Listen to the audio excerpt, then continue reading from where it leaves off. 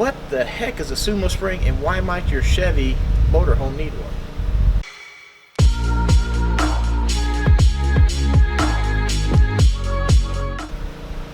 Alright everyone, like I mentioned before, yes, this is actually called a Sumo spring, kind of like the wrestler, but a spring. And I know it's funny looking.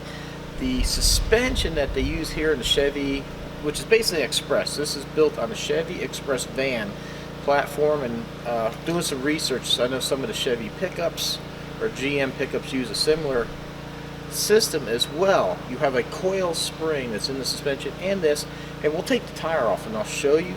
But I have a problem here with the front end of this thing being extremely soft, and I have a leveling system on here and it's hit the ground a few times on some dips in the interstate, so we really need to take care of that before we do some damage. So let's get into it and I'll show you what this is all about. So as you can see right here, this is my landing gear for the leveling system, and you can see there's not a whole lot of room. Now yes, it didn't help the situation. I added these snap pads on here, but I really like the way they work. It gives the jack a bigger footprint so it doesn't sink into the ground, and it protects the metal. The problem I'm having though is that they're hitting the ground. You might be able to see how rounded this is. I actually lost this one in the Keys. We hit a big dip in the road and I hit hard enough that it peeled this whole snap pad off and it went rolling down the highway, and I had to go retrieve it, and that was not fun. If you've been to the Keys, you know there's no good place to pull over. So we got to try to fix this because I would really like to keep the snap pads on here. So let's show you what these Sumo springs are about. Before we start, I want to see if this is going to make any change in the actual height of the vehicle at all. So we're at about 34.25 right there to the bottom of that. So we got 34.25. We'll see if this doesn't bring it up. Not sure if it will or not, but it doesn't hurt to check. So something to understand about this whole situation. Chevy makes the chassis. This is based on the Chevy Express, like I mentioned earlier. So it's the van, and then that's it. The RV companies send these things out and they get the stretch limo treatment. So the frame is cut, these things are extended, and it kind of takes away from the characteristics of how Chevy built this thing to be. And now you make it an RV and you got this big overhang up here, and you add a lot of weight to the front now on top of stretching the chassis. So I'm trying this method as a cheaper, faster, easier alternative to actually changing the springs, which would be a more entailed process. I'm really hoping this is going to work, and you'll see why here in a second. So right here is the piece we're going to replace. Now normally you might be able to see right here, right there, it always rests on the frame. So when there's no weight on the vehicle, that piece rests. So this piece here is an active part of the suspension. As you can see here, here's the spring. Replacing that is going to be a little bit of work. So we're going to try to just replace that. Hopefully it works. There's a slot right here, I believe, for a screwdriver to go through. This one's a little bit wide, so we're just going to try to reach in there and pull it out. Oh, that was easy. Wow. Okay. And that's it. There's not much to it. I can actually almost squeeze this with my hand. I can feel a little bit of give. So there's your comparison between the two. Oh, wow. That's already got pressure trying to get into there. That's interesting.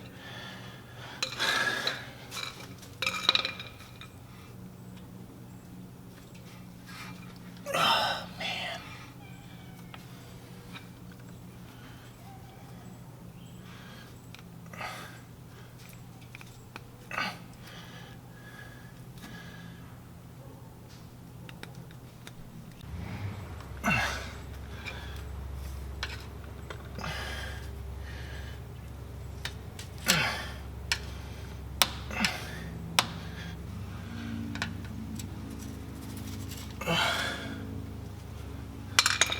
Whew. It definitely takes a lot more to get it in than it does to get it out. As you can see, it just took a little bit of wiggling. Try to keep it at an angle to get it up in there. It still looks like it needs to get in there a little bit more, but hopefully the weight of the vehicle will help finish pushing that in. So, let me get the other side done and we'll put this all back together. So I moved the vehicle in and out, got on the brakes, bounced the front end up a lot. Try to get those things to settle in there, and we are at 34.5. So I believe that's about a 1/4 inch more clearance. It does look like the jack pad's up a bit. Hopefully that's good. What I will do is we're about to leave on a camping trip in the next day or so. So during the drive there, I'll take notes. I'll see if we don't bottom out, and I'll finish the video either at the campsite or when we return. Probably when we return, I'll come back here to the garage and let you know how the trip to and from went. If it felt better with this, because it's really hard to tell just installing it if it did anything or not. So I'll give you an honest review if these things helped my bottoming out situation. So I really don't have any other problem other than the jacks hitting. It is a bit soft when we hit bumps. It probably could use a little bit more progressive shock system. This level, or at least this year, Jayco didn't have the J-Ride. I do believe the 27Ns for 21 do have a J-Ride, which should have an upgraded shock. That would be nice, but that's not what happened on the 2020. So we'll take it out, drive it, and we'll let you know. I do want to say, if you're not mechanically inclined, don't go messing with your suspension. If these things fall out, you know, you can end up more harm than good. Also, if you do ever take off your wheels, make sure you have a torque wrench, follow the manufacturer specifications. It was 140 foot-pounds for this vehicle. Very unsafe to either over-tighten or under-tighten your lug nuts. Like I said, don't partake in vehicles. This is just for information. I share all my camping adventures with everybody and the maintenance and stuff that we do here. So hopefully that stuff is entertaining to you. We travel around the world. We're going to be traveling to all 48 states here in the U.S., possibly Alaska. I'm not sure if I want to take this thing into Alaska. It's going to be wait and see. Definitely through Canada, and then we're going to do some world travels. Plus, we're going to share our adventures of slowly working our way into full-time RV, full-time travels. I've already got several videos on doing solar inverters and a lot of stuff on this RV. So there's more stuff to come. So hopefully go down below, hit the subscribe button. I also have some discount codes for you and some links to buy merchandise, and that all helps fund these travels and how to make these videos. So I will check back in after our first camping trip and let you know how the Sumo springs worked. So before I get into the review of the Sumo springs, I just want to show you a little bit of what I normally drive. This is the Chevy SS. There's a Chevy Camaro. And there's a Pontiac GTO. So I have a little bit of performance background. I'm not a race car driver. I'm not a professional in any way, shape, or form, but I do know the way suspension should work. You know, I do enjoy taking my cars into some turns, throwing them around, and I kind of know how they should respond. Now, I know this isn't a sports car, but there was a definite problem with the front end just being way too bouncy. It bounced too long. It just felt like the shocks were totally shot or were just being overworked. So to me, I think the situation was they were just being overworked. There was just a little too much weight on the front end than what this thing was designed for. So we just got back from a camping trip. We went to and from, drove over 100 miles each way, spent a little bit of time on the interstate, and I can say that the Sumo springs, they do work. Yes, I'm glad to say they do work. They made a big improvement in this vehicle, and they were so easy to put in.